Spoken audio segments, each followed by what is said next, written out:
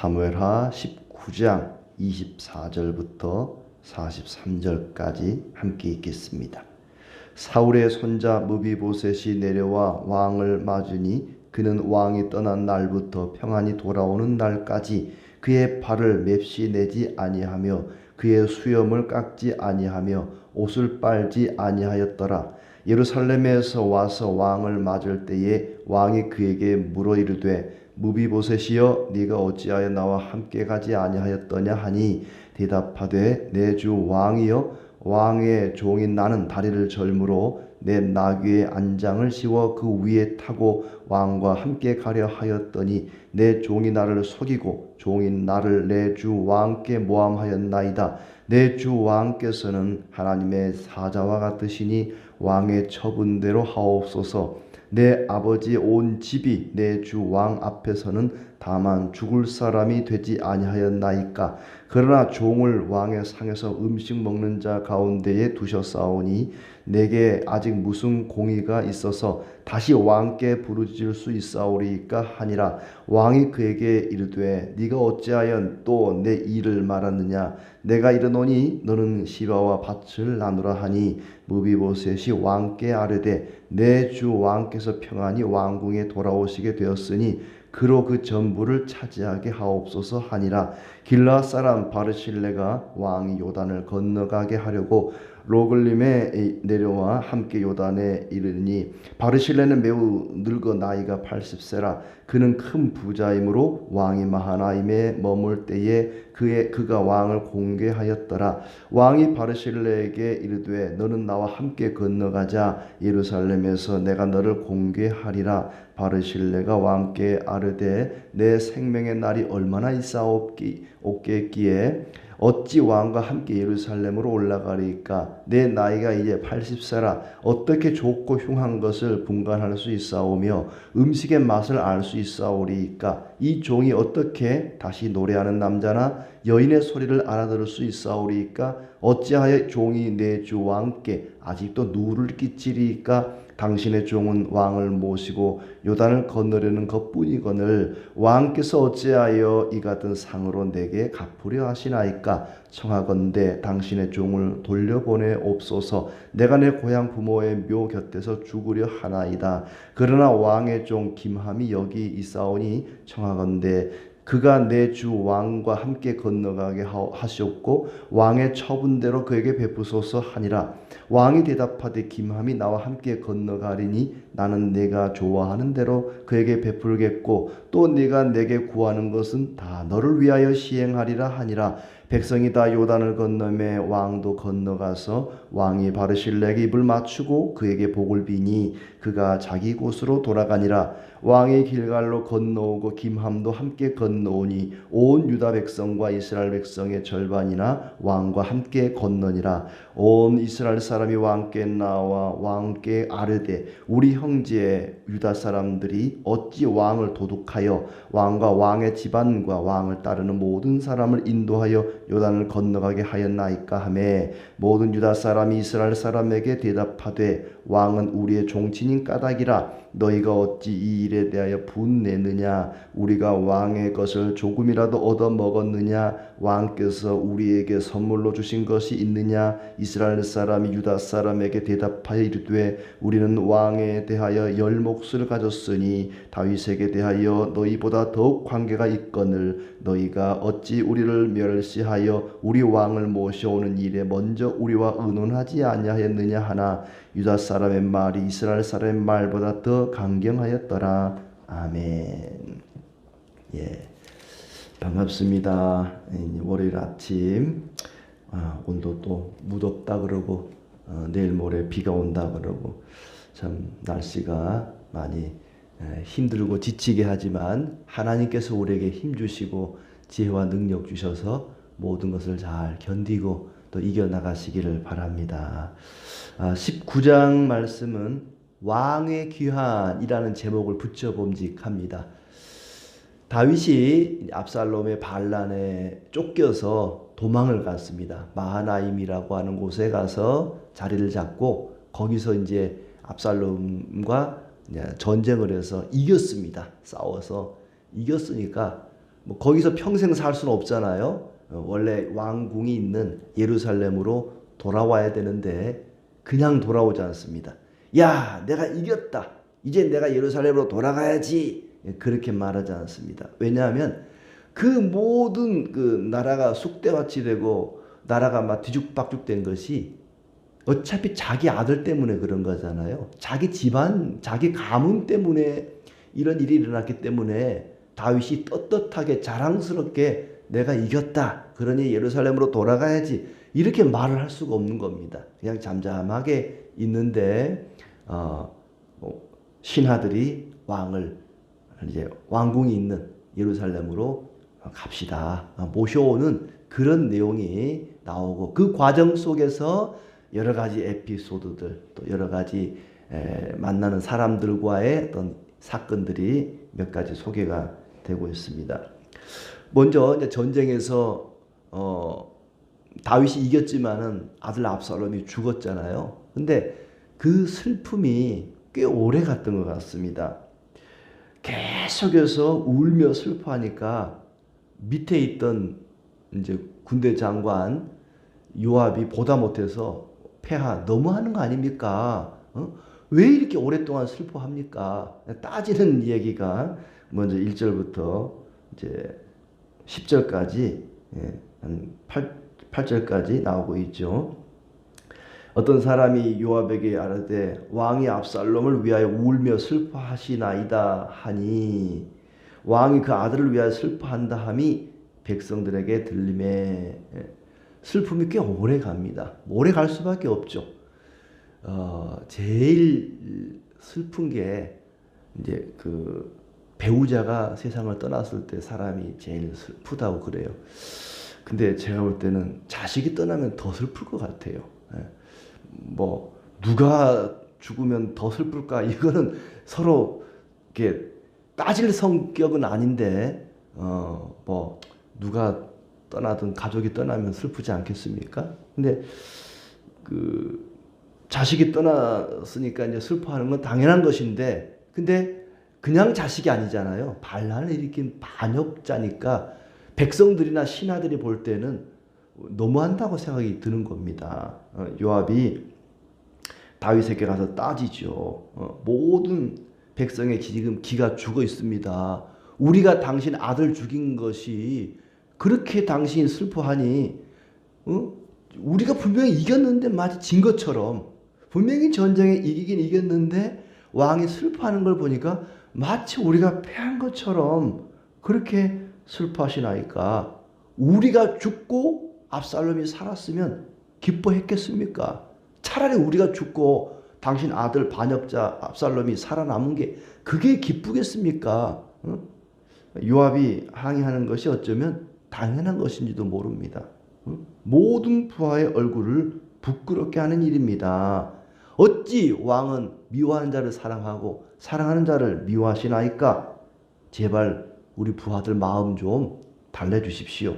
위로해 주십시오. 하면서 군대 장관 요압이 왕께 좀 상소를 올리는 거죠.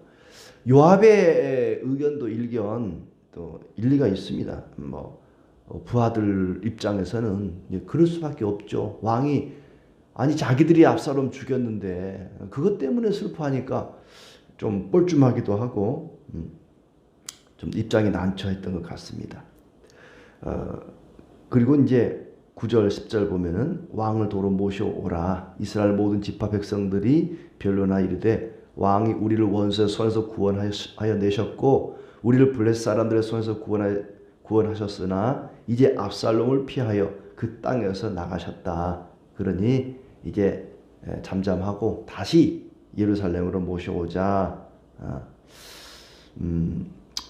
왕을 다시 이제 모셔오자는 얘기들을 하고 있습니다. 그리고 다윗이 이제 실수한 게 또 하나 있는 것 같아요. 11절부터 13절에 보면은 반역에 가담했던 아마사를 등용하겠다는 거예요. 그러니까 군대 장관, 군인 중에 제일 높은 자리에 요압이 있었거든요. 그 자리에 반역에 가담했던 아마사를 앉히겠다. 그럼 요압을 몰아내겠다는 거잖아요. 요압이 가장 높은 군대 장관이었지만은 늘 다윗의 말을 잘 안 들었거든요. 늘 이렇게 덤벼들기도 하고 항명하기도 하고 압살롬 죽이지 말라 그럴 때 가서 죽이고 그러니까 마음에 안 들었던지 이제 아마사를 최고 자리로 이제 군대 장관으로 올리겠다 이런 얘기를 합니다. 나중에 이제 요압이 반기를 드는 내용이 또 나오는데 이 부분은 조금 다윗이 좀 실수한 게 아닌가 그런 생각이 들어요. 그리고 이제 백성들이 왕이 예루살렘으로 돌아오기를 간청하고 또 왕을 맞이하는 내용이 나옵니다. 15절에 왕이 돌아와 요단에 이르매 유다 족속이 왕을 맞아 요단을 건너가게 하려고 길갈로 오니라. 그러니까 이제 예루살렘에서 도망가서 마하나임까지 가려면 요단강을 건너가야 되는데 다시 돌아오려면 요단강을 건너와야 되잖아요. 요단강을 건너오기 위해서 요단가에 이제 왕이 당도한 겁니다. 그러자 백성들이 나가서 요단강 건너오게 하려고 이제 준비를 하는 그런 내용이 나오죠. 자, 그때에 16절부터 보면은 시므이라는 사람이 다윗을 맞이합니다. 시므이가 누굽니까? 다윗을 저주하고 욕하고 돌로 집어 던지고 뭐 그랬던 사람 아니겠습니까? 그랬던 사람이 사과를 하는 겁니다. 시므이가 급히 다윗 왕을 맞으러 내려와서는 제가 죄송합니다. 제가 그때는 참 뭐 잘못했습니다 하면서 이제 용서를 구하죠. 19절에 내 주여 원하건대 내게 죄를 돌리지 마옵소서. 내 주 왕께서 예루살렘에서 나오시던 날에 종의 패역한 일을 기억하지 마시오며 왕의 마음에 두지 마옵소서. 그때는 제가 잘못했습니다 하고 용서를 구합니다. 그리고 이제 시바라는 사람도 자녀들과 함께 왕을 맞이하러 왔다. 시바는 사울의 신하면서 사울의 손자인 무비보셋을 모셨던 그런 종인데 그가 나왔다. 이 시므이가 사과하러 나왔는데 21절에 보면은 아비새 장군 요압의 동생이 시므이를 죽이겠다 그러는 거예요. 언제는 왕을 욕하고 저주하고 돌을 던지고 하더니 이제 와서 잘못했다고 사과를 하다니 용서할 수 없습니다. 저놈을 당장 죽이겠습니다. 그랬더니 다윗이 말리죠. 그러지 마라. 22절 너희가 오늘 나의 원수가 되느냐? 어찌하여 이스라엘 가운데 사람을 죽이겠느냐? 죽이지 마라. 네가 그러면 시므이에게 네가 죽지 아니하리라 하고 그에게 맹세를 했다. 그리고 24절부터 30절에 보면은 무비보셋이 왕을 맞이하러 나옵니다. 사울의 손자 요나단의 아들이죠. 어찌하여 네가 내가 예루살렘 떠날 때 나랑 같이 가지 않았느냐 했더니 폐하 저는 두 다리를 절고 제 스스로는 걸어갈 수가 없습니다. 휠체어가 있어야 걸어갈 수 있는데 누군가가 저를 나귀에게 태워줘야 갈 수가 있는데 제 종 시바가 자기 혼자 도망가 버렸습니다. 그리고 저를 제가 왕이 되려 한다고 왕을 속이는 바람에 자기가 제 모든 재산을 다 가로챘습니다. 그랬더니 그런 적이 있었죠. 왕이 다윗이 제대로 사실을 알지도 못하고 오해를 해서 그만 이 무비보셋의 땅을 몽땅 그의 종 시바에게 다 줘버렸습니다. 그래서 이제 다윗이 자초지종을 다 확인하고 나서는 땅을 반반씩 나누라고 하는데 이제 이 무비보셋이 됐습니다.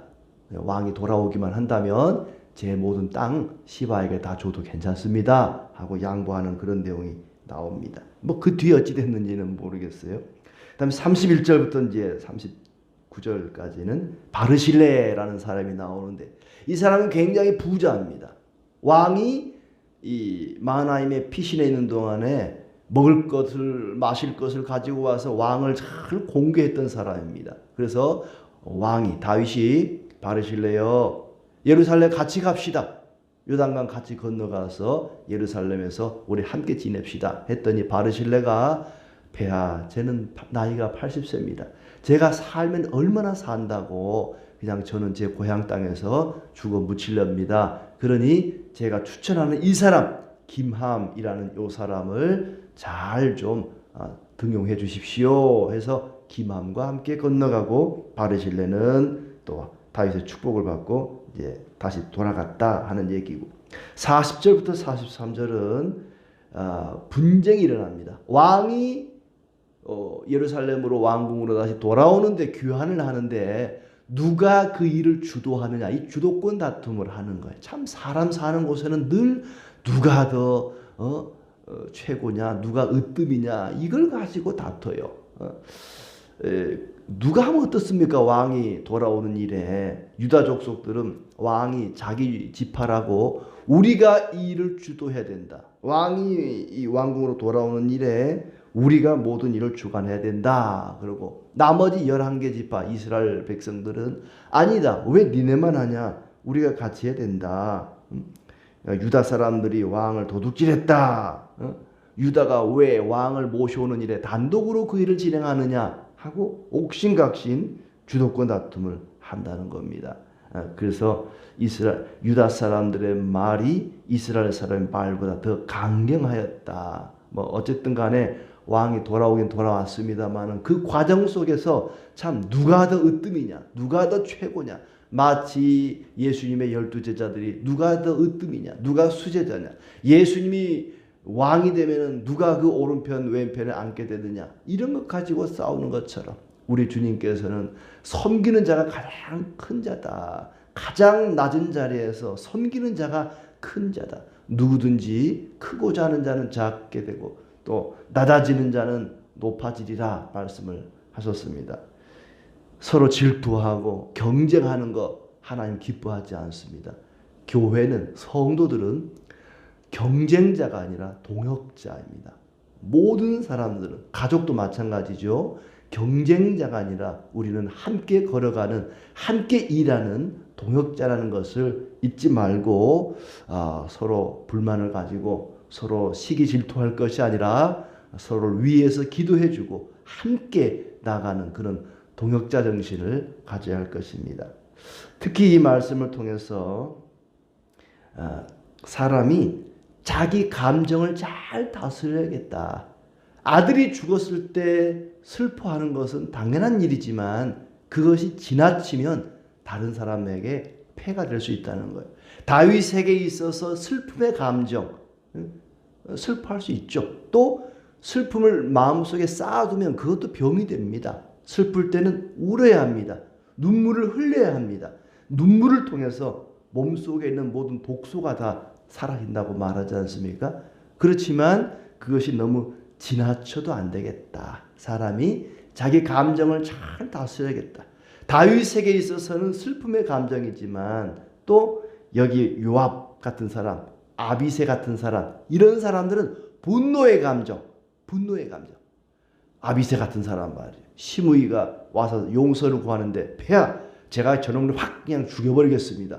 막 자기 감정을 이게 컨트롤하지 못해가지고 저놈을 당장 가서 죽여버리겠습니다 하고 또 요압 같은 사람도 자기 감정을 제대로 조절하지 못하고 감정을 제대로 추스르지 못하고 막 함부로 칼을 빼고 함부로 칼을 휘두르고 결국 자기도 나중에 비참한 최후를 맞이하게 됩니다. 그런가 하면은 유다 족속과 또 이스라엘 지파 간의 주도권 다툼 서로 저놈이 나쁜 놈이라고 손가락질하고 저놈이 죽일 놈이라고 그러고 서로 시기하고 불만을 품고 다투고 참 그런 사람이 있는가 하면은 바르실레 같은 사람 높은 자리 한 자리 준다고 해도 됐습니다. 사양하겠습니다. 저는 그냥 왕을 잠깐이나마 공개했던 것만으로도 감사하고 그것만으로도 충분합니다. 제가 살면 얼마나 살겠습니까? 저는 높은 자리, 좋은 자리 바라지 않습니다. 그냥 고향에 가서 조용히 사라지겠습니다. 이렇게 기꺼이 사양하는 이런 사람이 있습니다. 자기 감정을 우리가 잘 다스려야겠다. 나 자신의 감정을 다스리지 못하고 어찌 가족을 이끌고 또 회사를 이끌고 나라를 이끌 수가 있겠습니까? 자기 자신의 감정을 잘 추스릴 수 있는 그런 지혜로운 사람들이 되어야 할 것입니다. 성령께서 오늘도 우리의 심령에 함께 해주셔서 우리의 감정을 우리가 잘 다스릴 수 있도록 인도해 주시고 또한 우리가 서로 협력해서 선을 이루어가는 아름답고 복된 가정, 복된 성도의 삶이 되기를 진심으로 축복합니다.